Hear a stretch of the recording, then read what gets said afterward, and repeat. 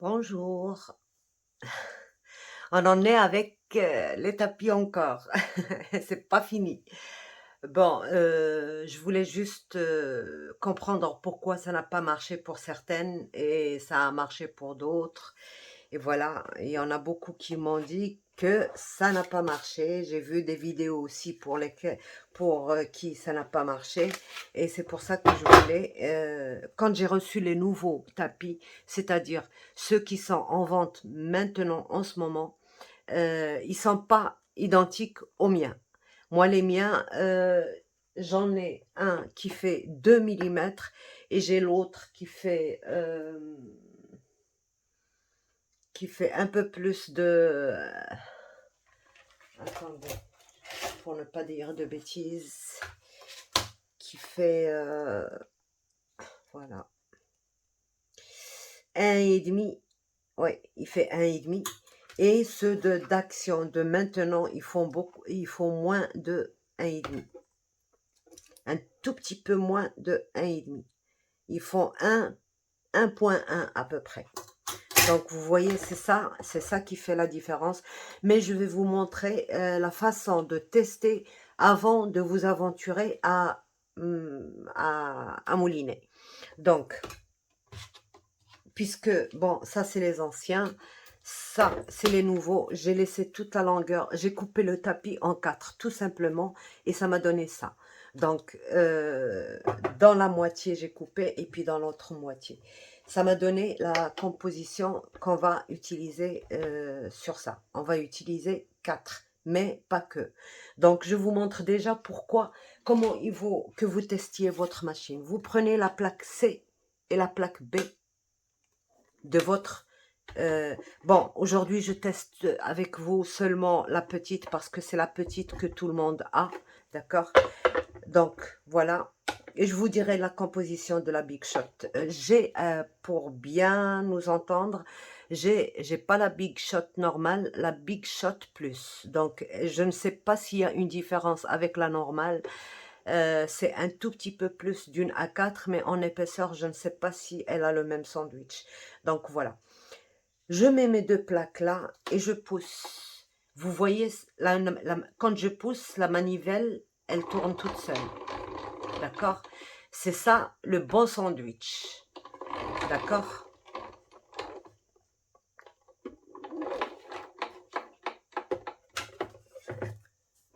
Je vais tester ça avec vous, mes anciennes plaques avec lesquelles j'avais fait le tuto. Regardez. Je ne touche pas la manivelle, il faut qu'elle tourne toute seule et sans forcer. Vous voyez? Donc, dans les deux sens, elle tourne toute seule. Ça, c'est une très bonne composition. Oui. Et là, c'est les nouveaux. C'est les nouveaux que tout le monde a testé en ce moment, d'accord? Regardez.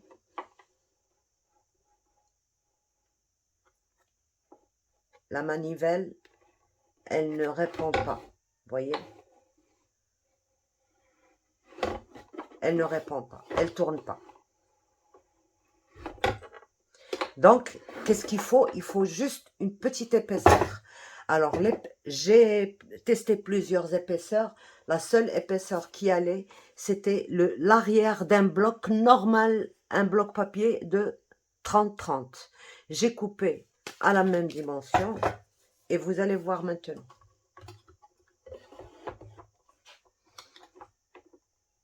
Vous voyez? Vous voyez la manivelle? Elle va tourner convenablement. Voilà, dans les deux sens. Là, je peux dire que j'ai réussi à avoir la bonne épaisseur. Peut-être que pour certains dies, il va falloir ajouter une toute petite épaisseur, mais pour la plupart des dies, ça marche très très bien. D'accord? On va tester. J'ai testé avant, comme ça, la vidéo ne sera pas longue et voilà. Donc, je vais en mettre. J'en prends une seule. De toute manière, je peux garder 3 en bas et une seule en haut et pour travailler. Donc, je fais ça. je prends mon die, je mets mon papier.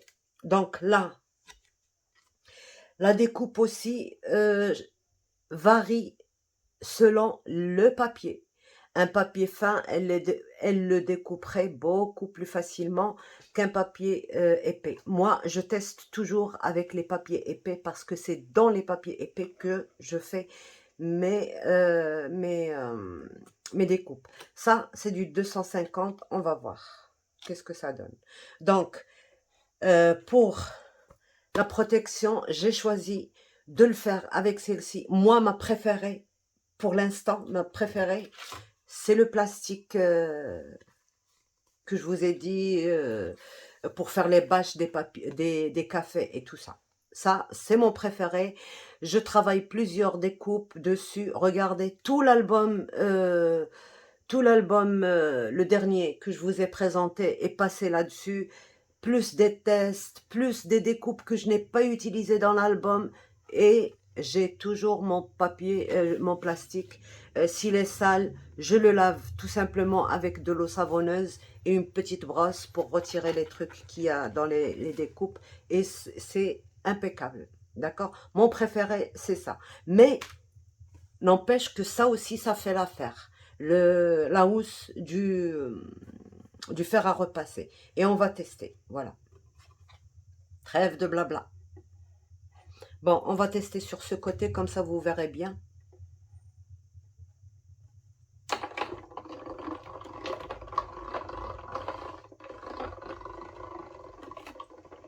Bon, je vous dis que ce papier, il est un tout petit peu difficile à découper. Donc, ça, vous voyez, ça ne se déchire pas. C'est très rare où vous pouvez trouver, par exemple, un truc qui a déchiré, comme ça. Mais c'est très bien, ça, la trace que j'ai ici, elle n'est pas coupée, c'est juste une trace, d'accord? Avec ça, ça ne laisse pas cette trace-là aussi profonde. Mais bon, je vous montre ce que vous pouvez trouver. C'est déjà pas mal, vous savez. Ah, vous savez ce qu'on va faire? Vous allez me payer un voyage à Paris, comme ça je viens chercher la matière qu'il vous faut pour remplacer cette matière que je vous montre là. C'est bien ça, non? Bah, vous me dites en commentaire si vous êtes d'accord, d'accord? Donc, là, il reste plus qu'à nettoyer un peu ça. Dans un papier fin, on n'aura pas besoin de faire ça. C'est coupé très très bien. Mais ça, c'est un papier qui est vraiment presque plastifié. Mais ça coupe quand même très très bien. Et ça, bon, il fait nuit, très tard dans la nuit. Donc, je peux pas secouer comme ça. Mais en secouant comme ça, vous pouvez retirer tout ce qu'il y a ici. Ou avec une brosse. Mais moi, c'est rare où j'utilise une brosse. Je secoue quand c'est pas tard dans la nuit et c'est bon. Donc, voilà la composition qu'il faut pour couper les dies. On va le tester avec ce... Bon, je vous casse pas la tête avec ce plastique, puisque celui-là, il fait très bien l'affaire. Et c'est accessible, vous pouvez le trouver. Donc, il nous reste pour l'embossage. Alors, pour l'embossage, c'est simple. On retire un seul tapis et on peut embosser très facilement avec 3 tapis et la petite cartonnette qu'on a mis en dessous. On va tester tout ça.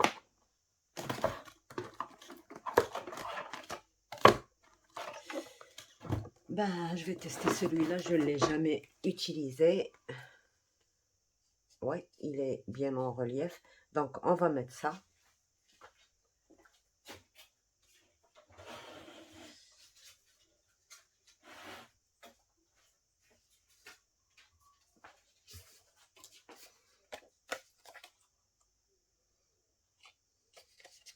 Donc, pour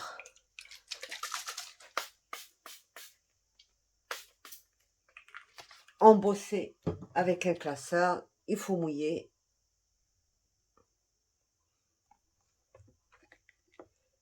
Oups. Voilà. On va voir ce que ça donne.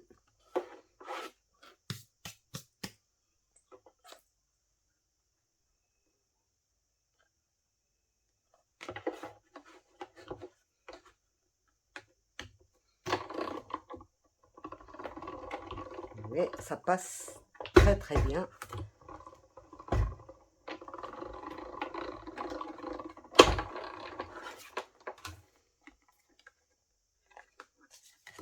Et regardez, l'embossage, il est magnifique. Regardez-moi ça. Vraiment, il est bien en relief. Bon, l'embossage aussi, ça dépend des classeurs. Il y a certains classeurs qui sont assez plats, que le relief n'est pas vraiment très prononcé. Mais là, vraiment, c'est super. Donc, voilà pour l'embossage avec des classeurs. D'accord? Pour la Big Shot. Pour la Big Shot, je n'ai eu besoin que de trois tapis, sans cartonnette, sans rien. 3 tapis seulement et ça passait très très bien. Donc j'ai pas besoin vraiment de vous faire une démonstration, c'est assez simple. Sans cartonnette, sans rien, 3 épaisseurs de ce tapis là. Et ça a très très bien passé dans la Big Shot. Qu'est-ce que j'allais dire encore d'autre? Donc, je vous montre maintenant juste une petite astuce que j'utilise souvent pour certains dies, pas pour tous, d'accord? Par exemple, celui-là, il ne coupait pas très bien et j'ai des dies fleurs qui ne... Le papier ne veut pas se décoller. Bon, ça se coupe très bien, mais le papier ne se décolle pas. Je vais vous montrer une astuce, par exemple.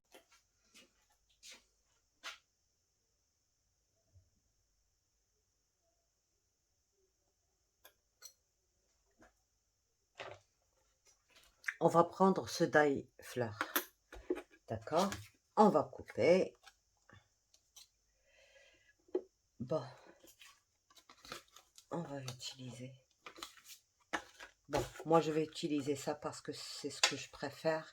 Et puis pour mieux protéger mon tapis.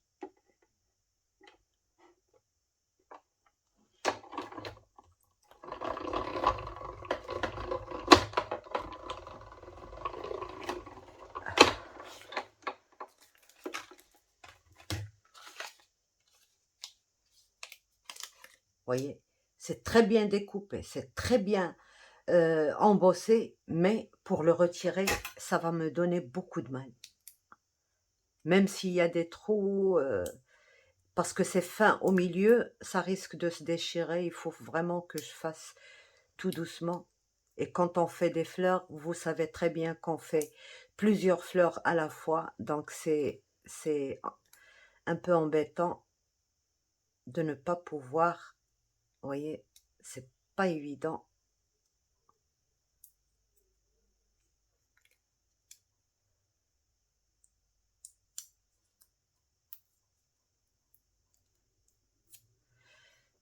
C'est pas évident à retirer.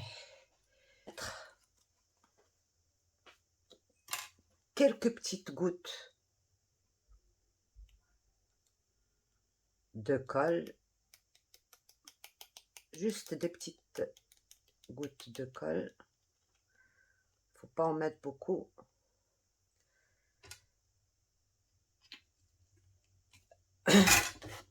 Je vais mettre le côté qui glisse, le côté lisse en haut. Je coupe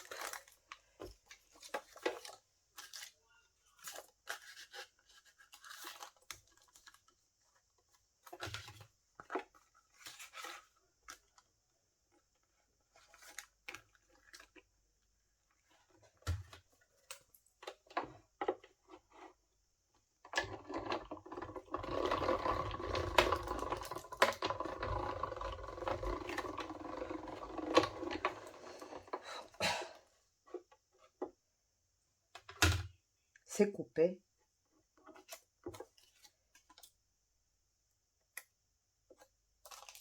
Là, je retire. Je retire.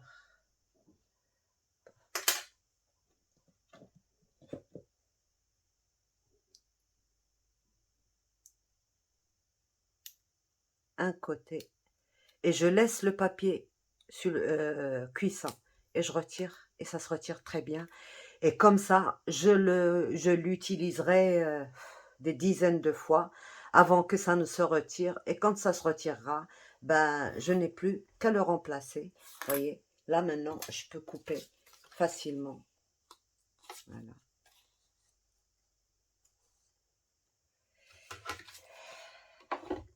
Sans avoir besoin de encore ajouter du papier cuisant. J'économise pour acheter un bloc. Voilà. Voilà. Je n'ai plus qu'à piquer dans un truc et essayer de ne retirer que mon papier. Et ça se retire très facilement. Et je garde ça à l'intérieur. D'ailleurs, regardez, la plupart de mes fleurs, celles qui sont coriaces, elles ont ça. D'accord? Elles sont là. Elles ont ça. Les autres, ça se retire facilement, donc j'ai pas eu besoin de le faire. Mais quand je vois qu'un die me fait des misères, ben voilà, ceux-là par exemple, ils sont difficiles à retirer. Donc j'ai mis ça, celui-là aussi. Donc voilà, c'est comme ça que je fais. C'est pour ça que, bon, en démonstration, je ne fais pas voir ça, mais c'est fait. Je n'ai pas idée à chaque fois de vous montrer tout ce que je fais, mais bon, voilà. Donc, voilà, notre truc s'arrête là. J'espère que vous allez réessayer. Ne vous découragez pas quand vous voyez qu'un truc ne marche pas. Posez la question, je pourrais répondre peut-être si je peux. Je suis pas un c'est tout, mais je cherche, je fais des expériences, je teste beaucoup de choses. Et quand ça marche, ben, je vous le ferai savoir. Donc voilà. Et répondez-moi pour le voyage. Pour le voyage à Paris, ben, je viendrai volontiers pour vous trouver cette matière-là. D'accord? Bon, je vais essayer de me débrouiller comment je peux vous la trouver. Mais je ne suis pas sur place, donc je peux pas vraiment vous dire. Donc, par contre, pour les tapis, c'est pas toutes les fois, mais de temps en temps, au bout d'une dizaine de fois peut-être, il faut prendre ceux qui sont en haut, vous les mettez en bas, et les autres, vous les mettez en haut, et puis vous continuez à couper. Les autres se redressent, ceux-là, ils courbent légèrement, vraiment légèrement. Vous voyez, j'en ai fait des découpes pour tester avant, légèrement courbées, mais c'est pas vraiment quelque chose de mal.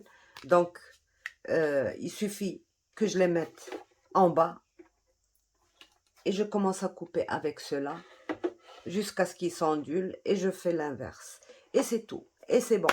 Donc voilà, j'espère que vous allez retester vos tapis. Vous n'avez plus qu'une petite cartonnette d'un bloc de 30-30 à rajouter et votre machine coupera très bien. Pour l'embossage, 3 tapis.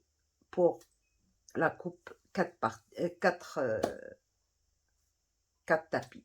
Donc, et pour la Big Shot, c'est 3 parties. Je n'ai pas testé l'embossage, mais le jour où je testerai, bon, je vous le dirai. Donc voilà, sur ce, je vous laisse.